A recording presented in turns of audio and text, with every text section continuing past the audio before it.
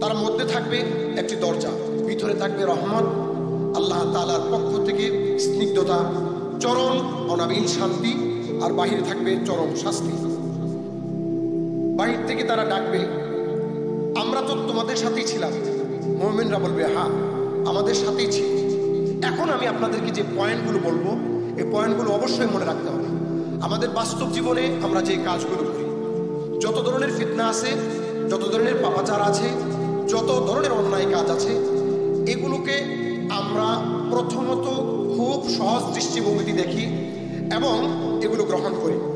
ফিতনাগুলো গ্রহণ করার পর আমরা মনে করি যে আমরা কিছুদিনের মধ্যে ভালো হয়ে যাব, আমরা কিছুদিন পরে ফিরে আসব। আপনাদেরকে বলতে চাই, যারা চামড়ার ট্যানারির বর্জ্যে বসবাস করে তারা প্রথমত খুব ঘেন্না করে এবং অস্বস্তি বোধ করে। অনেক সময় গ্যাস্ট্রিকের ট্যাবলেট খেতে হয়, অনেক সময় পেট খারাপ হয়ে যায়, কিছু মানুষ থাকতে পারে না, ওখান থেকে বের হয়ে যায়। কিন্তু যারা অভ্যস্ত হয়ে যায় তাদের কাছে এই গন্ধ আর গন্ধ থাকে না, এই দুর্গন্ধ তখন সুগন্ধে পরিণত হয়।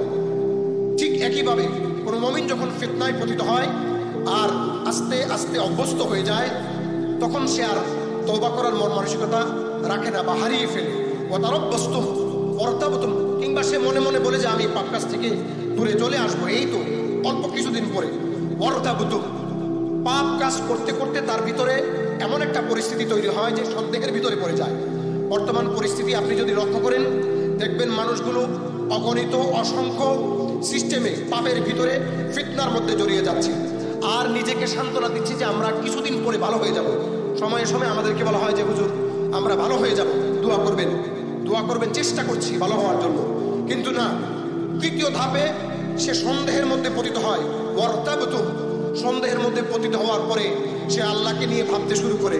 আমার এমন অনেক মুসল্লি রয়েছে যারা বলে যে এই যে পাপ কাজ, এগুলো তো আল্লাহ মাফ করে দিবে, তাই না? এক সময় দেখা গেছে তারাই আয়সা বলে যে দুনিয়াতে চললে পাপ কাজ কিছু হবে, এটাই তো স্বাভাবিক, তাই না? সে নিজেকে স্বাভাবিক করতে করতে করতে করতে শেষ পর্যন্ত সে সন্দেহের মধ্যে পতিত হয় যে আমি এখানে আসছি, থাকতেছি, এই পৃথিবী এটা আমার বসবাসের জায়গা, এখানে আমি কি করব না করব এটা আমার অধিকার, সুতরাং পাপ কাজ করা তার অধিকার। অতএব কোনো মুমিন যখন পাপ কাজ করা তার অধিকার মনে করে, তখনই সে আল্লাহর ব্যাপারে সন্দেহের মধ্যে পতিত হয় আর আল্লাহর ব্যাপারে ধোঁকার মধ্যে পতিত হয়। আর তখনই শয়তান তাকে বলে তোমাকে কে সৃষ্টি করেছে? তখন বলে আল্লাহ।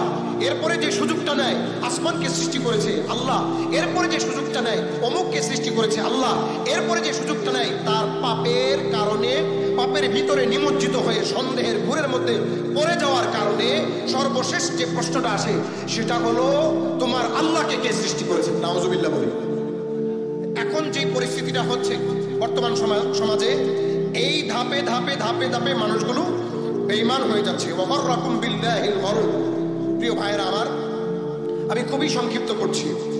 আমার সাথে কয়েকজন খ্রিস্টান পাদ্রীর কথা হয়েছে, একজন নাস্তিকের অনেক তর্ক হয়েছে, খুব উচ্চ পর্যায়ের নাস্তিক। আমি তাকে বলেছি আমার কাছে দুইটা লজিক আছে আর তোমার কাছে মাত্র একটা লজিক।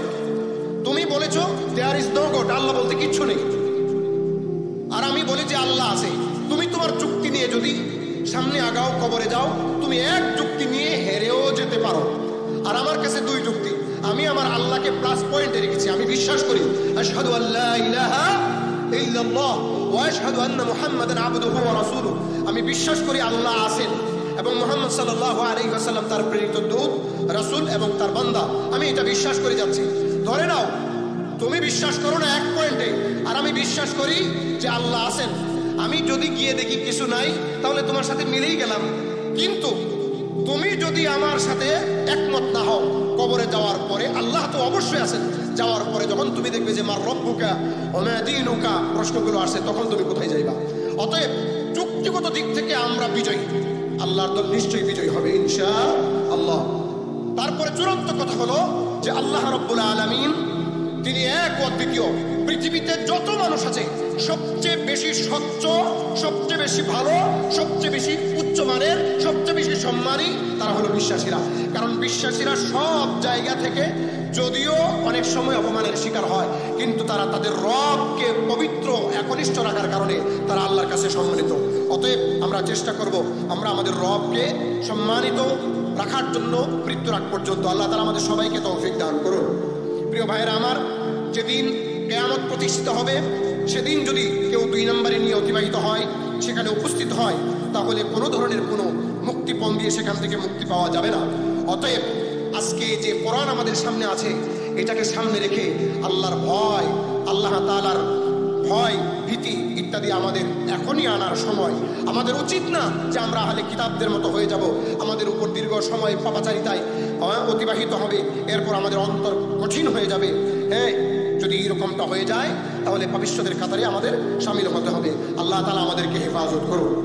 সর্বশেষ আয়াতে যেটা বলা হচ্ছে, তোমরা জেনে রাখো আল্লাহ তাআলা তোমাদেরকে জীবন দিয়েছেন এবং এরপরে তোমাদেরকে মৃত্যু দিবেন। আল্লাহ রাব্বুল আলামিন বলেন, আমি তোমাদের সামনে আমার আয়াতগুলো রেখে দিলাম, এগুলো তোমরা বুঝে শুনে অবলম্বন করবে। আল্লাহ রাব্বুল আলামিন আমাদের সকলকে কোরআনের এই আয়াতগুলো আমাদের জীবনের প্রত্যেকটা অঙ্গনে অনুধাবন করার, বুঝার এবং সত্যের পথের পথিক হওয়ার, কালিমায়ে তয়্যিবা, কালিমায়ে শাহাদা পড়ে রব্বুল আলামিনের সাথে সাক্ষাৎ করার তৌফিক দান করুন। ওয়া আখিরু দাওয়ানা আলহামদুলিল্লাহি রাব্বিল আলামিন। আসসালামু আলাইকুম ওয়া রাহমাতুল্লাহ।